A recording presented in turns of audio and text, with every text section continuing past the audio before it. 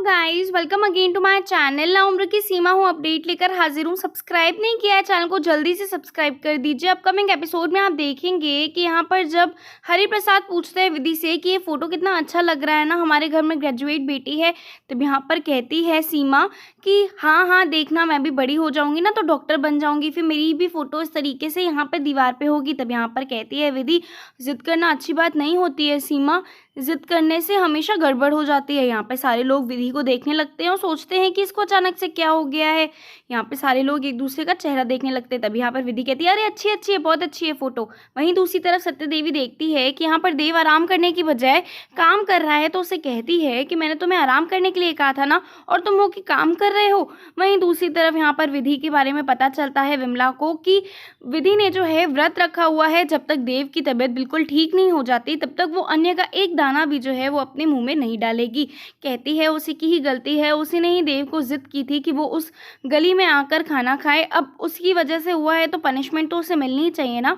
वहीं दूसरी तरफ यहाँ सत्य देवी कहती हैं, अगर तुम ठीक हो तो चित्रा के घर पे हम लोग नहीं जा पाए, पहली बार उन्होंने खाने पे बुलाया था, लेकिन कोई बात नहीं, तुम अब कल चले जाना।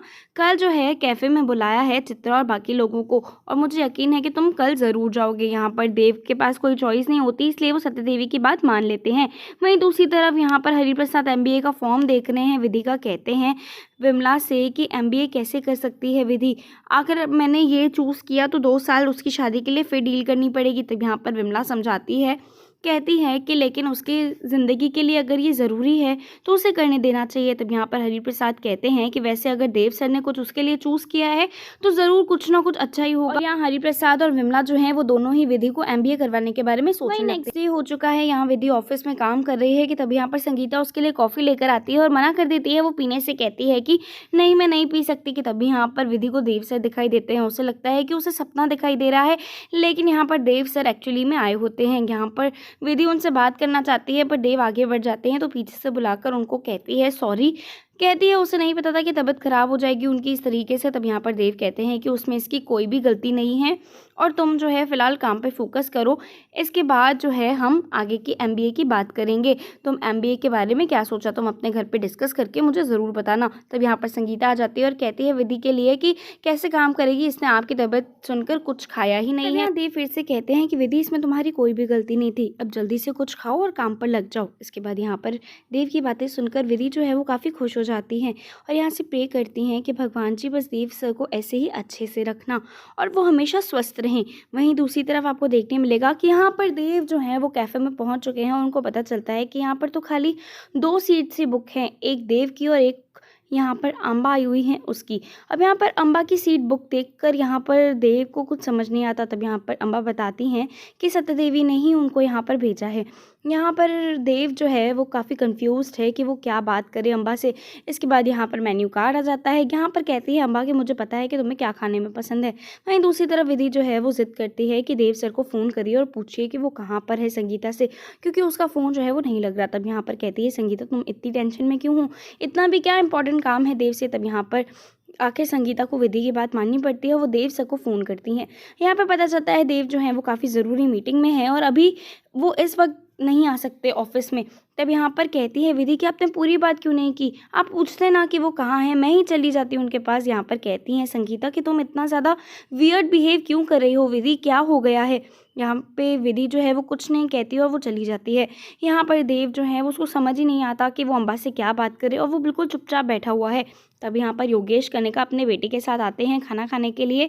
यहाँ पर कहते हैं अम्बा अच्छा मैं चलती हूँ। कनिका उसे रोक देती है और कहती है कि हम लोग आपस में फैमिली टाइम एंजॉय करने आए हैं, आप लोग गाइस जो है वो कैरी ऑन करो। वहीं यहाँ पर विधि जो है वो देव सर के बारे में सोच रही है कि संगीता यहाँ पे आती है और कहती है कि चलो कैंटीन में चल के खाना खाते हैं।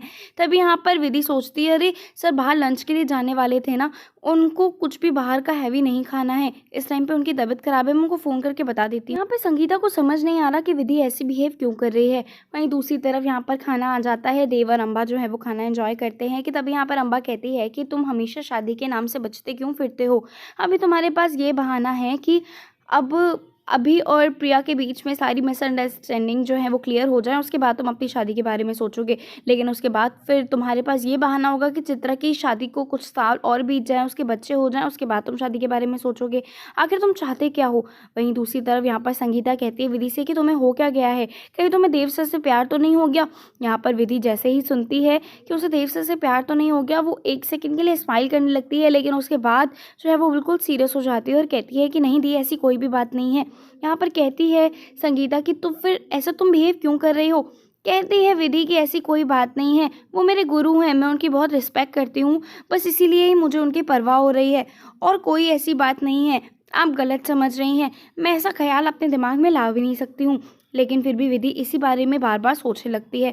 वहीं दूसरी तरफ यहाँ पर अम्बा जब ये सारी बातें देव को कह रही हैं, तब यहाँ पर देव कहते हैं कि देखो अम्बा, मुझे मेरी फैमिली के बारे में कोई भी पर्सनल कमेंट करे मैं बिल्कुल भी बर्दाश्त नहीं करूँगा, चाहे वो कोई भी क्यों ना हो। मैं अपनी फैमिली से जो है बहुत ज़्यादा प्यार करता हूँ और मेरी फैमिली जो है वो मेरे लिए फर्स्ट प्रायोरिटी है। सबसे पहले मैं मेरी फैमिली को ही देखूंगा। तब यहाँ पर अम्बा कहती है कि ठीक है, देखते हैं फिर प्रिया और अभी के बीच में जब सब ठीक हो जाता है तो उसके बाद तुम कौन सा बहाना देते हो। इसके बाद देव यहाँ से चले जाते हैं थैंक यू बोल के कि खाना बहुत अच्छा था। वहीं दूसरी सीन में दिखाया जा रहा है कि यहाँ विधि जो है वो देव के बारे में सोच रही है और यहाँ पर डियर देव सर और नीचे आई लव यू लिख देती है। अब यहाँ पर तभी संगीता आ जाती है और कहती है कि देखा, मैंने कहा था ना कि तुम्हें देव सर से प्यार हो गया है। यहाँ पर कहती है विधि नहीं नहीं, ये तो मैंने गलती से लिख दिया, मेरे दिमाग में मेरे मन में ऐसा कुछ भी नहीं है।